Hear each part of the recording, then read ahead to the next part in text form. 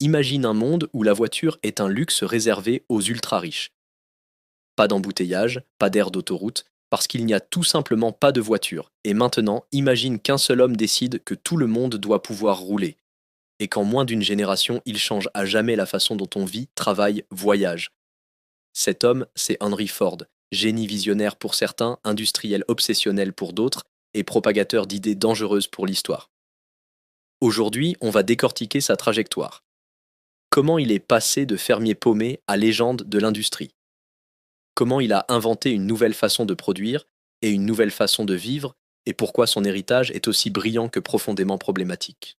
Fin du 19e siècle, l'Amérique est encore un pays rural. Les gens vivent à la ferme, se déplacent à cheval, les villes explosent, mais les routes sont mauvaises. Les premières voitures existent déjà, mais ce sont des jouets de milliardaires. Elles sont rares, fragiles, chères, et franchement, pas très fiables. Dans ce monde-là, personne ne se dit encore un jour, chaque famille aura sa voiture devant la maison. Personne, sauf Henry Ford. Henry Ford naît en 1863 dans une ferme près de Détroit, dans le Michigan. Son père le voit déjà reprendre les terres familiales. Problème, Henry, lui, déteste les travaux de ferme. Ce qui le fascine, ce sont les machines. À 12 ans, il démonte des montres juste pour comprendre comment ça marche. Il devient le réparateur improvisé du coin. Ce qu'il aime par-dessus tout, ce n'est pas posséder. C'est comprendre et améliorer. À 16 ans, Henry quitte la ferme pour Détroit. Il devient apprenti mécanicien puis travaille dans plusieurs ateliers. Mais le vrai tournant, c'est lorsqu'il rejoint la Edison Illuminating Company comme ingénieur. Là, il a quelque chose de précieux, un bon salaire, un accès à la technologie et surtout, du temps la nuit pour expérimenter. Dans un petit atelier, après son travail, il commence à travailler sur un rêve, construire sa propre voiture. En 1896, après des mois de bricolage, Henry Ford sort dans la rue avec une drôle de machine. Un châssis léger, 4 roues de vélo, un moteur à essence. C'est le quadricycle, sa première voiture. Elle est loin d'être parfaite, mais elle roule. Et surtout, elle prouve deux choses. 1. Ford est capable de concevoir une voiture. 2. Il est encore loin de savoir comment en faire un business viable. Car oui, au début, Henry Ford est plus un inventeur qu'un entrepreneur.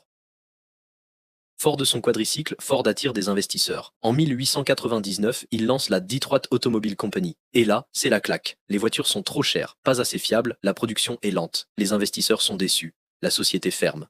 Deuxième tentative, la Henry Ford Company. Même histoire, désaccord avec les financiers, conflit, sortie par la petite porte. Mais à chaque échec, Ford apprend une leçon. Ce n'est pas juste une question de fabriquer une voiture, c'est une question de fabriquer beaucoup de voitures, rapidement, à coût maîtrisé. En 1903, Henry Ford retente sa chance.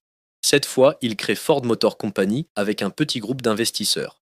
Départ modeste, mais objectif immense, construire une voiture pour le plus grand nombre, pas pour une élite. Pendant quelques années, Ford et ses équipes testent différents modèles. Ils cherchent la formule parfaite, simple, robuste, facile à produire. Cette formule, ils vont la trouver avec une lettre. La lettre T. En 1908, Ford lance le modèle T. C'est une voiture pensée comme un outil, robuste, simple à réparer, capable de rouler sur des routes pourries. Au début, elle coûte cher pour un ouvrier standard. Mais Ford a un plan. Faire baisser le prix non pas en bradant la qualité, mais en révolutionnant la façon de produire. En 1913, dans l'usine d'Highland Park, Ford met en place une idée radicale, la chaîne de montage mobile. Au lieu que les ouvriers se déplacent autour de la voiture, c'est la voiture qui avance devant les ouvriers. Chaque personne répète un geste simple, encore et encore. Résultat. Le temps d'assemblage d'un modèle T passe de 12 heures à environ 90 minutes. Les coûts de production chutent, le prix de vente diminue et les ventes explosent. On appellera ça plus tard le Fordisme, produire en masse pour vendre en masse. Il y a un problème. Le travail à la chaîne est tellement répétitif que les ouvriers démissionnent par dizaines. Ford comprend que pour faire tourner sa machine, il lui faut stabiliser sa main-d'œuvre. En 1914, il fait un geste qui choque tous les industriels. Il double presque le salaire journalier à 5 dollars par jour pour une journée de 8 heures. C'est énorme pour l'époque. Résultat, les meilleurs ouvriers du pays se bousculent pour travailler chez Ford. La productivité explose. Et surtout, ses propres employés deviennent assez payés pour acheter la voiture qu'ils construisent. Henry Ford ne fabrique plus seulement des voitures. Il est en train de fabriquer la classe moyenne moderne. le modèle T devient un phénomène. Des millions d'exemplaires se vendent aux États-Unis et dans le monde. Le pays changement littéralement de forme. On construit des routes, des ponts, des stations-service. Les gens peuvent vivre plus loin de leur lieu de travail, on invente les vacances en voiture, les motels, les fast-food au bord des routes. La voiture n'est plus un objet de luxe, c'est devenu un symbole de liberté. Et derrière ce changement colossal, il y a un nom, Ford. Mais Henry Ford a un défaut majeur. Il est obsédé par ses idées. Pour lui, le modèle T est la meilleure voiture possible. Pourquoi changer ce qui marche? Pendant ce temps, un concurrent, General Motors, arrive avec une stratégie différente. Plus de modèles, plus de couleurs, des nouveautés régulières. Là où Ford répète, vous pouvez choisir n'importe quelle couleur, du moment que c'est noir. GM répond, et si on laissait le client choisir ce qu'il veut vraiment? Peu à peu, Ford commence à perdre du terrain. Finalement, en 1927, Ford se résout à arrêter le modèle T. Il lance le modèle A, plus moderne, plus élégant. Mais quelque chose a changé. Henry Ford n'est plus l'innovateur agile d'antan. Il est devenu le géant qui lutte pour garder sa domination. La trajectoire est claire. L'homme qui a bousculé les vieux industriels est en train d'être bousculé par la nouvelle génération. On ne peut pas parler d'Henry Ford sans mentionner un aspect très sombre de sa trajectoire.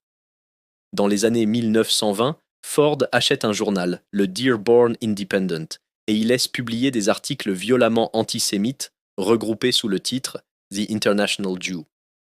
Ces textes propagent des théories complotistes dangereuses contre les Juifs et auront une influence bien au-delà des États-Unis. Plus tard, Ford présentera des excuses publiques, mais le mal est fait. Son génie industriel ne peut pas effacer la gravité de ses prises de position. C'est important de le dire clairement. On peut admirer sa contribution à l'industrie tout en condamnant fermement ses idées haineuses. Henry Ford quitte peu à peu la gestion quotidienne de l'entreprise. Son fils puis ses successeurs reprennent les commandes. En 1947, Henry Ford meurt à l'âge de 83 ans. Il laisse derrière lui une entreprise mondiale, des millions de voitures, un modèle d'organisation copié dans le monde entier et un héritage moral beaucoup plus ambigu. Alors, qu'est-ce que toi, entrepreneur ou futur entrepreneur, tu peux retenir d'Henry Ford? 1. Avoir une vision claire. Il ne voulait pas juste faire des voitures, il voulait que chaque famille puisse en avoir une. Sa vision guidait toutes ses décisions. 2. Innover sur le produit. Mais aussi sur le processus. Ford n'a pas inventé la voiture, il a inventé une façon de produire qui a changé le monde. 3. Créer un modèle gagnant-gagnant.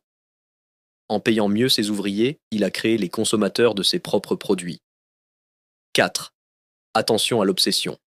Refuser de voir que le monde change, c'est la meilleure façon de se faire dépasser. 5. Le génie ne pardonne pas tout. Peu importe le succès, les idées haineuses et les discours de haine laissent une trace indélébile. Un entrepreneur ne construit pas seulement une entreprise, il construit aussi un exemple. Henry Ford a mis le monde sur 4 roues. Mais son histoire nous rappelle qu'on ne juge pas un entrepreneur uniquement à ses innovations, mais aussi à ses valeurs. Si tu veux découvrir les trajectoires complètes des entrepreneurs qui ont façonné et parfois déformé notre monde, abonne-toi à la chaîne Trajectoire d'entrepreneurs de légende et dis-moi en commentaire. Quelle partie de l'histoire d'Henry Ford t'a le plus marqué? On se retrouve dans la prochaine vidéo où on plongera dans la trajectoire d'un autre entrepreneur de légende.